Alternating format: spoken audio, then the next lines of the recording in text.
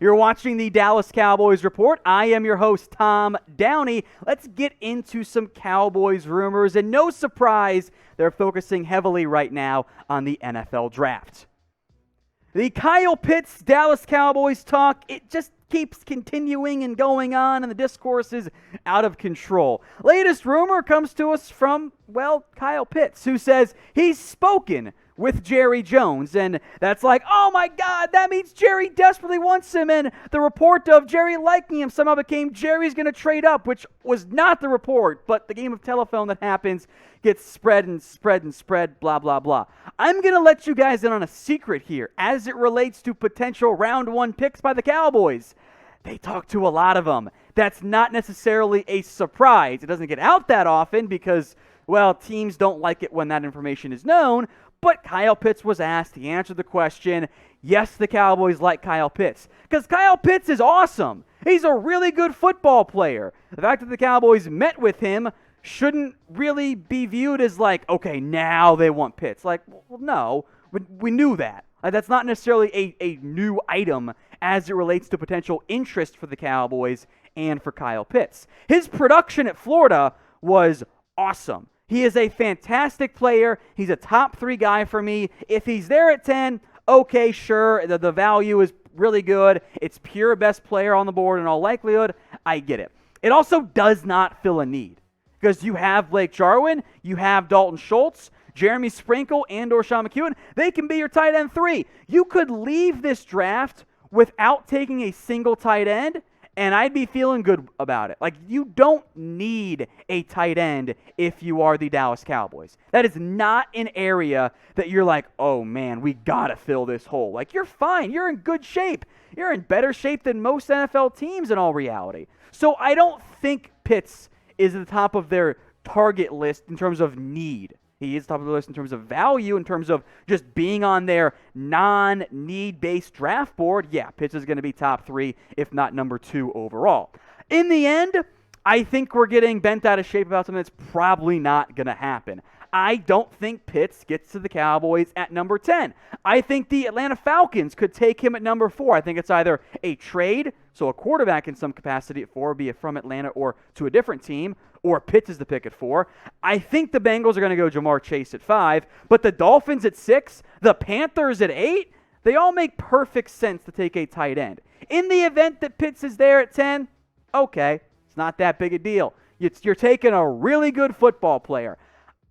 I'm not going to be that mad about it, especially if someone like a Patrick Surtain is off the board. So what I want you guys to do right now in the comment section is to let me know what you believe the percent chances that Kyle Pitts is on the board at number 10. I'm down more in the range of like 10 or 15%, but I want to hear from you guys. So let me know what you think in the comments section. For all the discussion around Kyle Pitts, about him being on the board at 10, I think we have not done a good enough job about discussing the possibility of Penei Sewell being on the board with the number 10 pick. Now, I'm only going to give it the 1 star. I don't think that it happens, but all the discussion around Kyle Pitts, some of it should be paid to Sewell instead. There is a report from Tony Pauline over at Pro Football Network that the Cowboys would draft Sewell if he were there at number 10, which, yes, is kind of, okay, duh. And if not, corner's going to be the focus, which, okay, yes, we know that, right?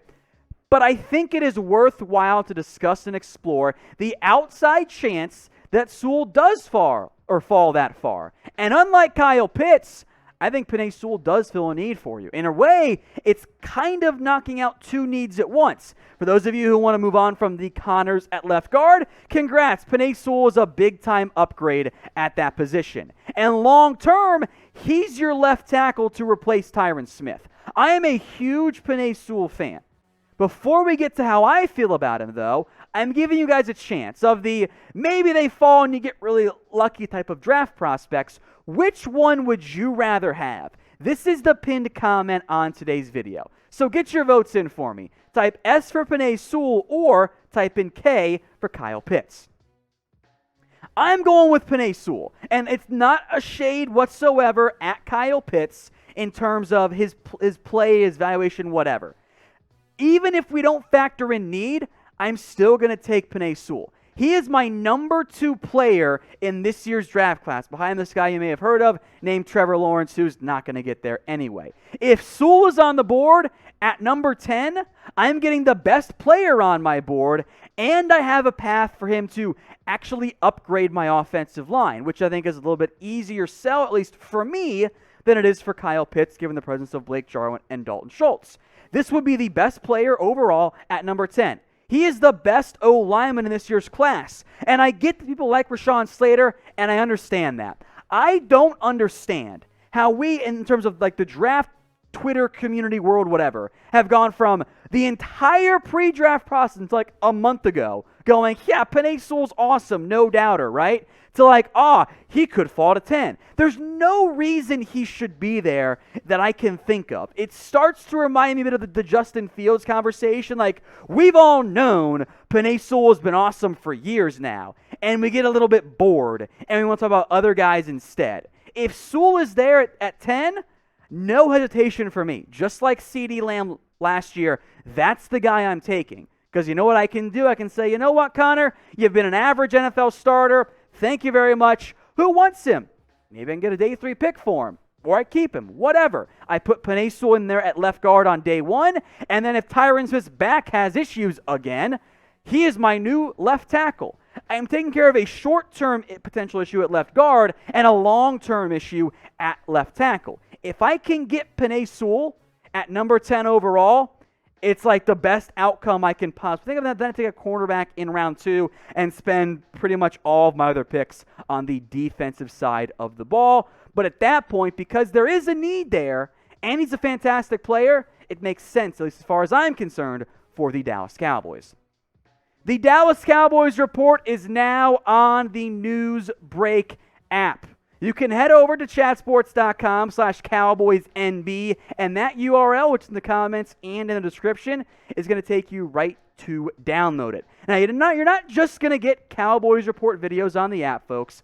With traditional news media very much kind of dying, you got all the local news you could ever want from credible sources, and will help you be aware, something I struggle with, in terms of what's going on in your community, plus weather and politics and the aforementioned Dallas Cowboys report videos. So here's what I want you guys to do. Head over to chatsports.com/CowboysNB. Then search for the Cowboys report and go follow us. It helps us out, helps us ensure we can keep giving you guys videos every single day on the Dallas Cowboys. So go download the Newsbreak app today at chatsports.com/CowboysNB. As a reminder, if that link's too long for you, check the comments and the description. That link will be in there. Let's talk some Dallas Cowboys rumors as it relates to the round 2 area. Who could they target? Is Javon Holland, the safety from Oregon, a possible option for Dallas? Dallas Morning News and John Owning took a look at some possible round 2 draft options. Now, Dan Quinn, as a reminder, was at the Oregon Pro Day.